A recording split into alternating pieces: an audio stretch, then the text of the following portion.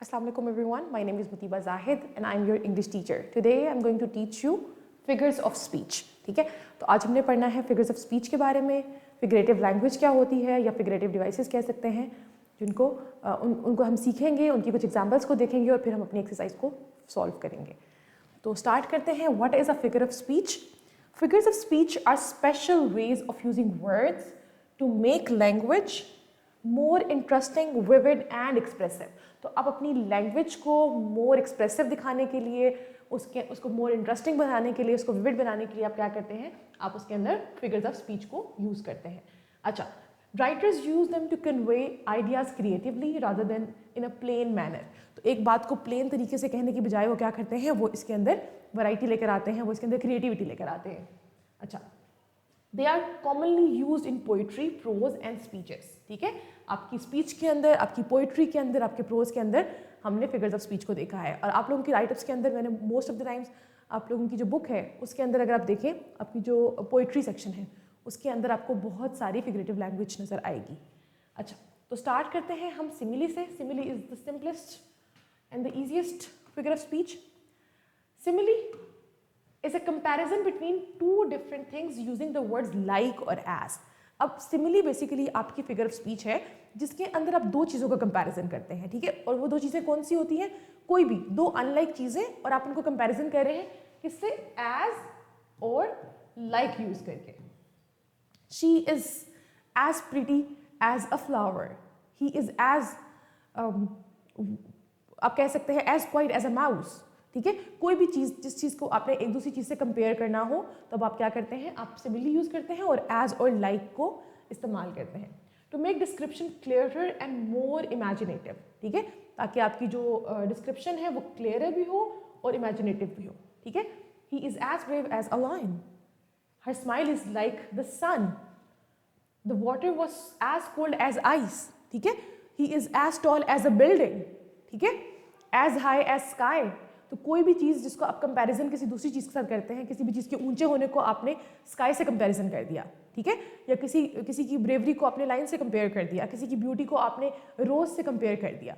ठीक है, तो जब आप किसी भी चीज़ को कंपैरिजन करते हैं, जिस तरीके से उर्दू में आप लोगों ने सुना, गालिब का एक शेर सुना हुआ होगा, पंखड़ी एक गुलाब की सी है, नाजुकी उसके लब की क्या कहिए, पंखड़ी एक गुलाब की सी है. बिल्कुल उसी तरह जब आप किसी चीज़ का कंपैरिजन किसी दूसरी चीज़ के साथ करते हैं ना, तो यहाँ पे सारे कंपैरिजन लिखे गए हैं, तो उसको हम कहते हैं सिमिली, जिसमें आपने एज या लाइक का वर्ड यूज़ कर लिया. ठीक है, आपने एक चीज़ को दूसरी चीज़ से तशबीह दे दी. ठीक है, आपने उसका कंपैरिजन कर दिया, आपने बता दिया कि ये चीज़ इस चीज़ की तरह है. ठीक है, तो जब भी आपने एज और लाइक का वर्ड यूज़ किया तो वो क्या होगा, वो आपकी सिमिली होगी. अब मूव करेंगे हम आगे मेटाफर पे. Metaphor is a figure of speech जिसके अंदर आप डायरेक्ट कंपैरिजन करते हैं. जैसे सिमिली के अंदर तो हम एज और लाइक कह के कंपैरिजन कर रहे थे ना, इसमें हम बगैर एज लाइक कहे डायरेक्टली कह सकते हैं. उस किसी भी चीज़ को डायरेक्टली कंपैरिजन कर देते हैं, डायरेक्टली एसोसिएट कर देते हैं एक चीज़ को दूसरी चीज़ के साथ. ठीक है, जिस तरीके से to give strong and clear image. ठीक है, अच्छा, टाइम इज मनी. अब आपने टाइम इज लाइक मनी नहीं बोला, आपने डायरेक्टली टाइम को मनी कह दिया. Similarly the classroom was a जू. अब बच्चों ने उसमें इतना उधम मचाया हुआ था कि वो जू की तरह बना हुआ था. वो जू असल में तो नहीं है ना, जो चीज़ रियलिटी में नहीं है, लेकिन आपने उसको उस चीज़ को जो कह दिया वो क्या होगा, वो आपका मेटाफर होगा. ठीक है, अब यहाँ पे डायरेक्टली एसोसिएट कर दिया आपने क्लासरूम को जू के साथ, हालांकि क्लासरूम जू नहीं है. ठीक है, उसकी तरह की कुछ हरकतें हो रही हैं, कुछ ज़रा सी सिमिलैरिटी है, आपने कंपैरिजन किया, लेकिन यहाँ पे आपने कंपैरिजन के लिए एज और लाइक का वर्ड यूज़ नहीं किया, तो इसलिए क्या है, ये मेटाफर है. सिमिली और मेटाफर में सिर्फ यही डिफरेंस है कि सिमिली में आप एज और लाइक कह के कंपैरिजन करते हैं और मेटाफर के अंदर आप डायरेक्टली कह देते हैं कि ये चीज़ ये है. ठीक है, शी इज़ अ स्टार. ठीक है, तो आपने क्या किया, आपने डायरेक्टली एक चीज़ को दूसरी चीज़ के साथ एसोसिएट कर दिया. अब डिफरेंस क्या है सिमिली और मेटाफर में, वही सिंपल जो मैंने आपको बताया कि सिमिली में लाइक और एज यूज़ होता है, मेटाफर के अंदर एज और लाइक नहीं यूज़ होता. आप डायरेक्टली एक चीज़ को दूसरी चीज़ के साथ एसोसिएट कर देते हैं. फिर आती है हमारे पास पर्सोनिफिकेशन. अब पर्सोनिफिकेशन हमें वर्ड से ही पता चल रहा है कि पर्सन इसके अंदर आ रहा है. ठीक है, पर्सन, पर्सोनिफिकेशन. ओके, तो इसकी डेफिनेशन क्या है, personification is a figure of speech in which human qualities are given to non living things, animals और आइडियाज. तो अगर मैं इसको ऐसे कह दूं, टू नॉन ह्यूमन थिंग्स ठीक है।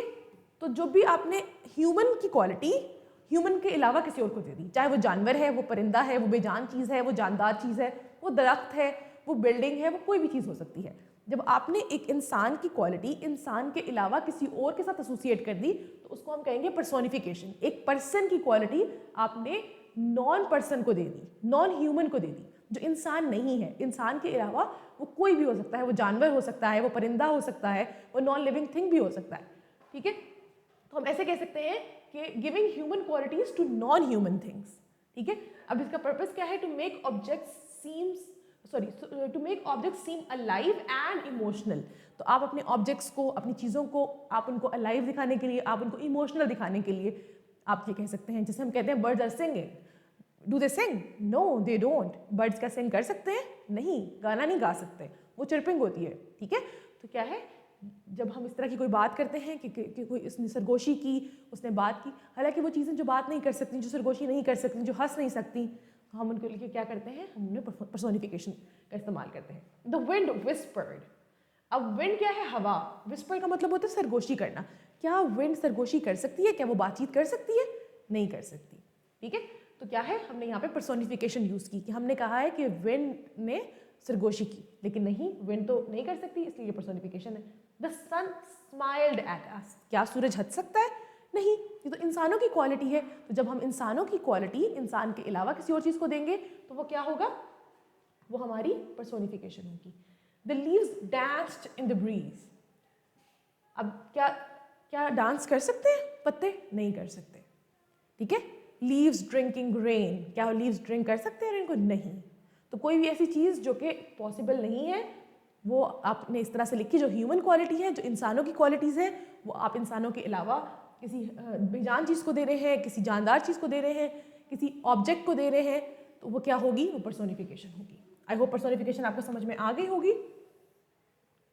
फिर हम चलते हैं एपोस्ट्रोफी की तरफ। एपोस्ट्रोफी क्या है? Apostrophe is a figure of speech.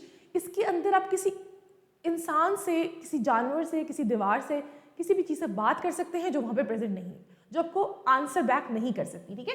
Apostrophe is a figure of speech in which the speaker addresses an absent person, a dead person और a non living thing as if it were alive.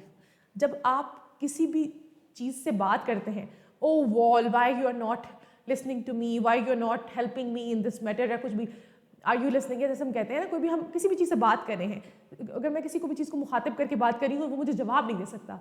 For example हमारे कोई ancestor जो dead हैं, हम उनसे बात कर रहे हैं, कोई भी इंसान जो यहाँ मौजूद नहीं है, ठीक है।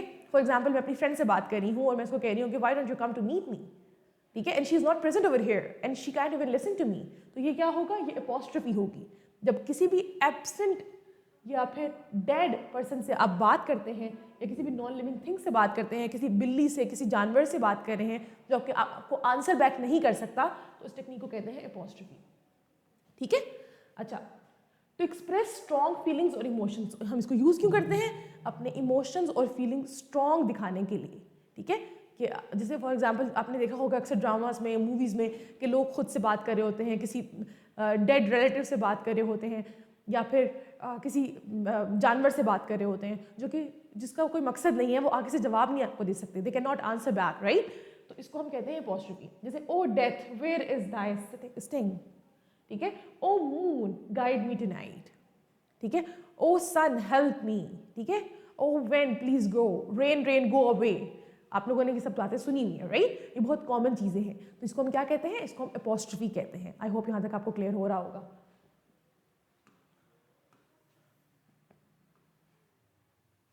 Alliteration, okay, so alliteration is very interesting. Alliteration क्या होती है? Alliteration is the repetition of the same initial consonant sound. अब इस बात का क्या मतलब है? इनिशियल कॉन्सोनेंट साउंड का मतलब ये है कि आप एक सेंटेंस के अंदर जो वर्ड्स यूज कर रहे हैं वो सेम साउंड से स्टार्ट हो रहे हैं। अगर मैं कहूं ब्लू बर्ड, अब देखिए ब साउंड इकट्ठा आ रहा है। उसी तरह जो आपके टंग ट्विस्टर्स होते हैं, she sells sea shells on the sea shore, right. अब इसके अंदर दो साउंड्स बार बार रिपीट हो रहे हैं, स साउंड एंड श साउंड, ठीक है। तो इसके अंदर क्या होता है? आपने साउंड को देखना है, आपने फर्स्ट अल्फाबेट को नहीं देखना, ठीक है। जैसे केक कटिंग आप लिखते हैं क साउंड आ रहा है, ठीक है। लेकिन अगर मैं कहती हूँ circle, cake in a circle या कुछ ऐसे बात कर रही हूँ, तो स और क दो अलग अलग साउंड है, तो वो एलिट्रेशन नहीं होगी। आपका सेम साउंड होना जरूरी है, सेम लेटर्स होना जरूरी नहीं है, ठीक है। उसी तरह रिदम क्रिएट करता है, ये म्यूजिकल इफेक्ट देता है। अभी आपके पास सामने लिखा हुआ है she sells sea shells on the sea shore. अब शी सेल्स सी शेल्स, अब श साउंड के साथ रिपीट हो रहा है और स साउंड स के साथ रिपीट हो रहा है, ठीक है। तो ये डबल एलिट्रेशन है। उसी तरह बिग ब्राउन बेयर, ठीक है, बिग ब्राउन बेयर। अब इसमें ब साउंड बार बार आ रहा है, तो जब भी कोई साउंड, शुरू का साउंड जो शुरू में आ रहा है, कॉन्सोनेंट साउंड जबकि सेंटेंस के वर्ड के स्टार्ट में आ रहा है और हर वर्ड के स्टार्ट में आके रिपीट हो रहा है, तो उसको हम क्या कहते हैं, alliteration. Okay, let's move forward. अब हमारे पास आती है एजोनेंस। अब एजोनेंस क्या होता है? Assonance is the repetition of the same wall sound in the near by words. अब आपका जो वॉल साउंड है ना, तो वॉल साउंड कौन से होते हैं? ए ई आई ओ यू वाले sounds, not the letters, not the, ठीक है, not the letters, not the alphabets, but the sounds, ठीक है। तो जो साउंड्स हैं, अब वो साउंड, एक वॉल साउंड जो है वो रिपीट हो रहा है वर्ड्स के अंदर, ठीक है। Rain in Spain stays mainly in the plain. अब ए साउंड की आपको नजर आ रहा है कि वो रेपिटेशन जो हो रही है, ठीक है, वो सेम तरह से आ रही है ए साउंड की, ठीक है, रेन स्पेन, ठीक है। तो ये क्या है? ये आपकी एजोनेंस है कि जब एक vowel sound with in a word जो साउंड लेकर आ रहा है, वही साउंड रिपीट हो रहा है बाकी वर्ड्स के अंदर भी। प्लेन ए, ठीक है, ए साउंड जो है वो रिपीट हो रहा है, तो उसको हम क्या कहेंगे? एजोनेंस कहेंगे, ठीक है। हेयर द मेलो वेडिंग बेल्स, ठीक है। तो ये आपके पास जब भी कोई एक साउंड रिपीट होगा, वो क्या होगा? वो आपकी एजोनेंस होगी। वो कौन सा साउंड है? वॉवल साउंड है। On the other hand, if we talk about consonants, तो कॉन्सोनेंट्स के अंदर क्या होता है? इसमें भी रेपिटेशन ऑफ द साउंड है, लेकिन repetition of consonant sounds in the word. अब वर्ड के एंड पे आ सकता है, वर्ड के दरमियान में आ सकता है, वर्ड के स्टार्ट में नहीं आएगा, ठीक है। अब देखें क्या है? Consonants is the repetition of the same consonant sound within और at the end of words. Words के एंड पे भी आ सकता है, वर्ड्स के बीच में भी आ सकता है, लेकिन स्टार्ट में नहीं आएगा। अगर स्टार्ट में आता है तो वो एलिट्रेशन बन जाती है, ठीक है। तो जब भी कॉन्सोनेंट साउंड कहीं पे रिपीट हो रहा होगा वर्ड्स के दरमियान में या वर्ड्स के एंड पे, तो वो क्या होगा? वो कॉन्सोनेंस होगा, ठीक है। बेड इज रेड, ठीक है, ड साउंड। फिर पीटर पैटर, पीटर पैटर जो है वो, पीटर पैटर क्या है? ट साउंड इसके अंदर बार बार आपको रिपीट होता हुआ नजर आ रहा है, ठीक है। अच्छा, फिर हमारे पास नेक्स्ट आते हैं hyperbole. Hyperbole is basically a figure of speech जिसके अंदर हम चीज़ों को एग्जेजरेट करते हैं, ठीक है। Hyperbole is basically a figure of speech जिसके अंदर एग्जेजरेशन होती है। हम इसको पढ़ लेते हैं। Hyperbole is deliberate exaggeration used for emphasis और इफेक्ट। जब भी आपने किसी चीज़ का पे एम्फेसाइज करना है, जब पे आपने किसी चीज़ का एक एक्स्ट्रा इफेक्ट क्रिएट करना है, तो आप क्या करते हैं? आप हाइपरबोले यूज करते हैं। और हाइपरबोले क्या है? पर्पस क्या होता है? It is not meant to be taken literally. आपने उस चीज़ को लिटरली नहीं लेना होता। जैसे अक्सर औकात पेरेंट्स घर पे बच्चों को कह देते हैं कि 70 दफ़ा समझाया है या कुछ भी इस तरीके की बात, हालांकि 70 टाइम्स उन्होंने नहीं कहा होगा आपको वो बात, ठीक है। सिमिलरली, अब I have told you a million times, ठीक है। हम अक्सर औकात इस तरह की बातें कर जाते हैं, ठीक है, लेकिन वो क्या होता है? वो असल में वो उसका मीनिंग वो नहीं होता, वो सिर्फ इफेक्ट क्रिएट करने के लिए होता है कि बहुत दफ़ा बताया। तो एग्जेजरेशन को हम कहते हैं hyperbole. I am so hungry I could eat a horse. Nobody can eat a horse, right? But sometimes you exaggerate things to tell how much hungry you are, ठीक है। फिर आता है आयरनी। आयरनी हो गया, क्या होता है? Irony is a figure of speech in which the opposite of what is expected happens और इज मेंट। जब आप एक बात कुछ करते हैं और उसके ऑपोजिट हो रहा होता है, ठीक है। जैसे a fire station burns down. अब क्या है? वो जो फायर स्टेशन है, that is suppose to take care of the fire, right? लेकिन क्या, उसी को आग लग गई, फायर स्टेशन को आग लग गई, okay. Saying well done when someone makes a mistake. ये तो बहुत कॉमन है, ये हमारे हाउस होल्ड के अंदर इस तरह के देसी घरों के अंदर तो बहुत हो रहा होता है कि कोई चीज़ टूटती है तो अम्मा बोलती है शाबाश, बहुत अच्छा किया, राइट? तो असल में उसके ऑपोजिट बात हो रही होती है, ठीक है। तो ये क्या है? ये आपके पास आयरनी है। फिर उसके बाद हमारे पास नेक्स्ट है ऑक्सीमोरॉन। ऑक्सीमोरॉन क्या होता है? ऑक्सीमोरॉन होता है कि दो ऑपोजिट बातों को आपने इकट्ठा लिख दिया, ठीक है। And oxymoron is a combination of two opposite words. दो ऑपोजिट वर्ड्स हैं, अब ये सिर्फ वर्ड्स हैं, ना तो ये सेंटेंस है ना ये फ्रेजेस हैं, ये वर्ड्स हैं। दो ऑपोजिट वर्ड्स को आपने इकट्ठा लिख दिया तो वो ऑक्सीमोरॉन हो जाएगा। ऑपोजिट वर्ड्स कैसे हो सकते हैं? डेफनिंग साइलेंस, डेफनिंग, ठीक है। अब डेफनिंग क्या है कि कुछ इतनी ऊंची आवाज हो कि जो आपके कानों को क्या करी हो, डेफ करी हो, right. On the other hand silence क्या है? साइलेंस खामोशी, डेफनिंग साइलेंस, चीखती हुई खामोशी, ठीक है। लिविंग डेड, अब लिविंग का मतलब क्या है? लिविंग का मतलब है जिंदा, राइट, और डेड का मतलब है मरा हुआ।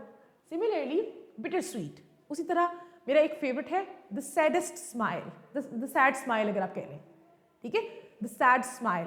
तो अब देखिए कोई भी ऐसी चीज जो दो ऑपोजिट वर्ड्स हैं और आप उनको इकट्ठा लिख रहे हैं, ठीक है, वो भी एक इफेक्ट क्रिएट करने के लिए, तो वो क्या है? वो ऑक्सीमोरॉन है।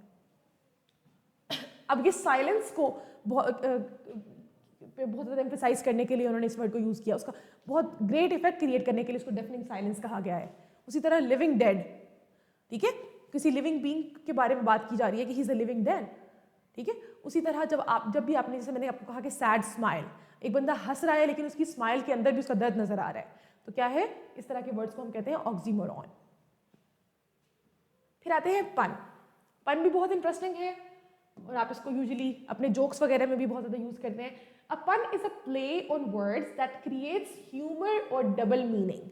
अब पन बेसिकली डबल मीनिंग क्रिएट करता है, ह्यूमर क्रिएट करता है, ठीक है। अब आप इसमें वर्ड्स के साथ खेलते हैं, you play with the words. अब वो कैसे? अब एक वर्ड का मीनिंग कुछ बन रहा है और उसी वर्ड का एक और मीनिंग भी बनता है, तो आप उसको किस तरीके से इस्तेमाल करते हैं? जैसे आपके पास हमने एक एग्जाम्पल लिखी हुई है, a bicycle can not stand alone because it is to tired. अब टू टायर्ड, अब दो टायर उसके हैं उसी बात को, लेकिन टायर्ड थकने वाली बात, ठीक है। तो क्या है ये? वो जैसे आप लोगों के लेम जोक्स होते हैं उसके अंदर आपने बहुत ज़्यादा पन्स यूज़ किए हुए होते हैं, तो ये क्या है? ये उसी तरह की चीज़ें होती हैं, ठीक है। I used to be a banker but I lost interest. अब देखें इंटरेस्ट, ये बैंक वाला इंटरेस्ट भी है और ये दूसरा वाला इंटरेस्ट भी है, ठीक है। अच्छा, फिर हमारे पास नीचे आती है ओनोमेटोपिया। ओनोमेटोपिया क्या होता है? Onomatopoeia is a figure of speech जिसके अंदर आप वर्ड्स को साउंड से फॉर्म करते हैं, ठीक है। वो साउंड्स और वर्ड्स सेम होते हैं। कैसे? Onomatopoeia refers to words that imitate natural sounds, जो वर्ड्स नेचुरल साउंड्स को इमिटेट करते हैं। जैसे हम कहते हैं ना बजिंग ऑफ बीज, बज सॉरी, बज क्या है? बज इज बेसिकली साउंड, बी का साउंड है ना, जो आपकी हनी बी वगैरह होती हैं या कोई भी वो बज करी होती है, बज, वो सेम उसी साउंड से हमने वर्ड बना दिया बज, ठीक है। हमने क्या किया? हमने बज वर्ड बना दिया, हमने बैंग, हिस, क्लैंग, ठीक है। The door cracked open. अब कोई भी चीज जैसे स्प्लैश ऑफ वाटर, ठीक है, वो स्प्लैश इटसेल्फ आपको बता रहा है, चिपिंग, जो भी कोई ऐसे वर्ड्स है ना, रॉर, ठीक है, विस्पर। तो कोई भी जो वर्ड्स उसी वर्ड का साउंड आपको बताता है वो क्या होता है? ओनोमेटोपिया, कि आपने साउंड से ही वर्ड बना लिया, ठीक है। फिर आते हैं हम अपनी नेक्स्ट फिगर ऑफ स्पीच पे, जो कि लास्ट है, वो है इमेजरी।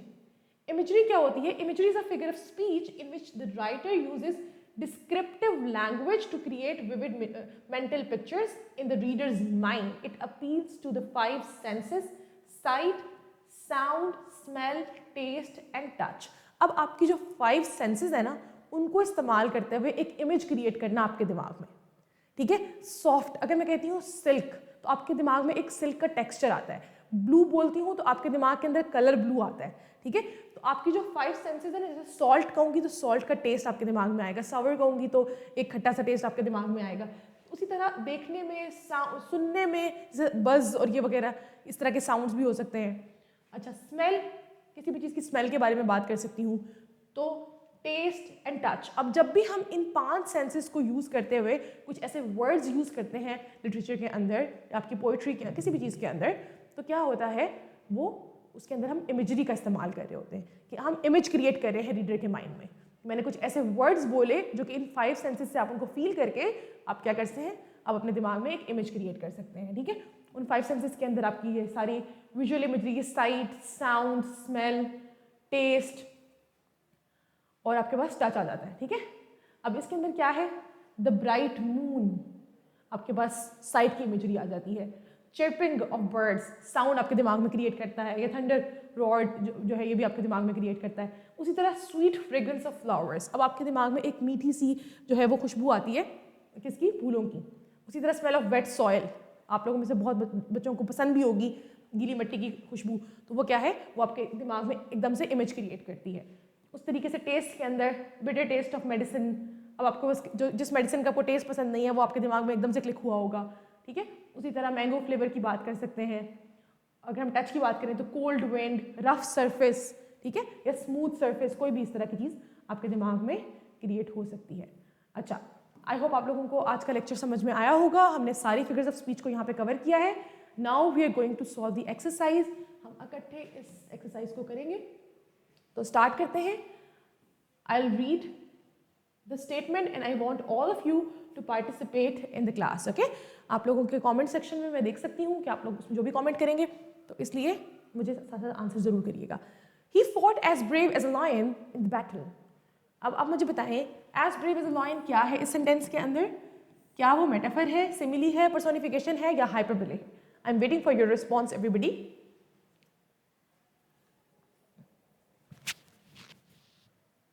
ओके, अच्छा, आई होप आप लोगों ने अपना आंसर मार्क कर लिया होगा। जो बच्चे स्कूल के अंदर देख रहे हैं वो अपनी साथ साथ एक चेकलिस्ट बनाते जाएं कि आपने क्वेश्चन नंबर 1 का क्या आंसर मार्क किया, क्योंकि मैं आप लोगों को साथ साथ आंसर बता रही होंगी क्योंकि आप लोगों के लिए कमेंट करना पॉसिबल नहीं है। अच्छा, as brave as a lion क्या हमारे पास आ गया है? That is simile. ये सिमिली क्यों है? क्योंकि इसमें कंपैरिजन आ रहा है एज का, ओके। नेक्स्ट हमारे पास है the classroom was a zoo during the break. The classroom was a zoo during the break. I hope आप लोगों ने अपना आंसर मार्क कर लिया होगा कि ये सिमिली है, मेटाफर है, आयरनी है, या पन है। अब हमें पता है कि जब भी कोई चीज एसोसिएट डायरेक्ट कर दी जाती है वो क्या होती है? वो मेटाफर होता है। वो is, are, was, were use करके की जाती है, ठीक है, मेटाफर के टाइम पे।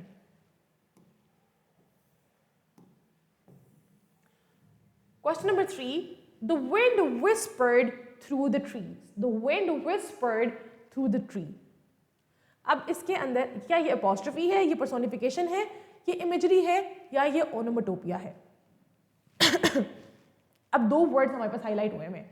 अगर हमारे पास एक वर्ड हाईलाइट होता तब ये ओनोमेटोपिया होता, कि विस्पर्ड का जो साउंड है वो आपने ओनोमेटोपिया से निकाला। लेकिन हमारे पास ये पर्सोनिफिकेशन है क्योंकि दो वर्ड्स है। विंड विस्पर कर रही है, क्या विंड विस्पर कर सकती है?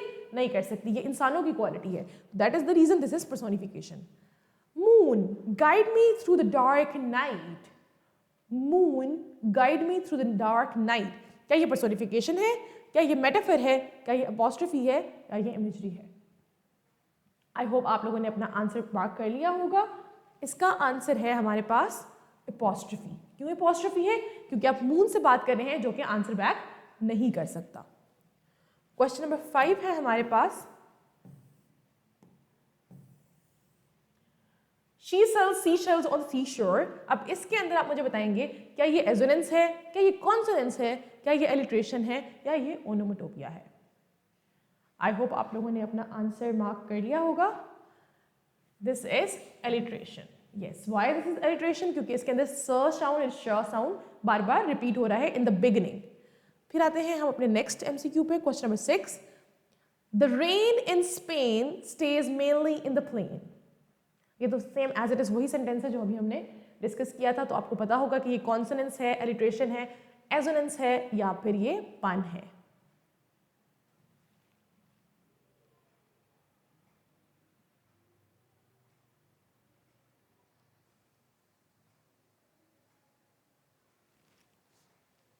ए साउंड इसमें रिपीट हो रहा है, that is the reason this is assonance. फिर नेक्स्ट हमारे पास है pitter patter went the rain. टर्टर साउंड हमारे पास इसमें रिपीट हो रहा है। आई होप आप लोगों को पता होगा कि क्या कौन सी फिगर ऑफ स्पीच है ये। Question number 7, this is consonance. Yes. Question number 8, I have told you 1,000 times to be careful.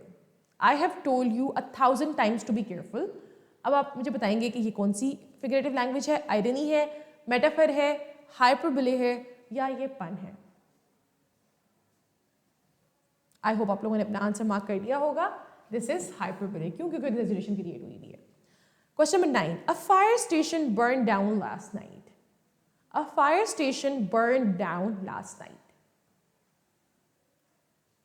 The right answer is irony. I hope आप लोगों ने अपना आंसर मार्क किया होगा साथ साथ। Question number 10, the room was filled with deafening silence. The room was filled with deafening silence. Irony है, pun है, ऑक्सीमोरोन है या ये मेटाफर है? Which figure of speech is this? I hope आप लोगों ने अपना आंसर मार्क कर लिया होगा। The right answer is oxymoron. Question number 11, I used to be a banker but I lost interest. I used to be a banker but I lost interest. ये क्या है? इज इट मेटाफर, आयरनी, पन और hyperbole?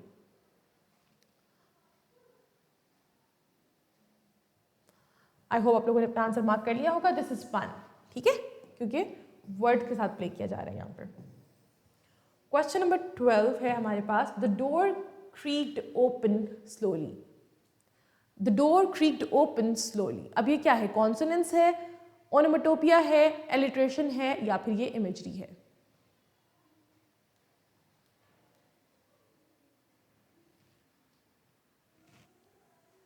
आई hope आप लोगों ने अपना answer लिख लिया होगा। This is onomatopoeia. Question number 13, the bright sun, blue sky and green fields made the day beautiful. The bright sun, blue sky and green fields made the day beautiful. अब ये personification है, smile है, imagery है या फिर hyperbole है? आई hope आप लोगों ने अपना आंसर मार्क कर लिया होगा। The right answer is imagery. Let's move forward. Question number 14. The sweet smell of flowers filled the garden. The sweet smell of flowers filled the garden. क्या ये visual imagery है, ये auditory imagery है, ये olfactory imagery है या फिर ये tactile imagery है? Question number 14.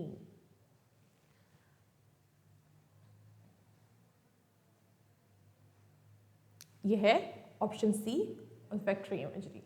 I hope आप लोगों ने अपना आंसर मार्क कर लिया होगा। The last one is the thunder roared loudly during the storm. The thunder roared loudly during the storm. अब ये क्या है? क्वेश्चन 15, विजुअल इमेजरी है, ऑडिटरी इमेजरी है, गस्टेटरी इमेजरी है या फिर टेक्टाइल इमेजरी है? Which one is this?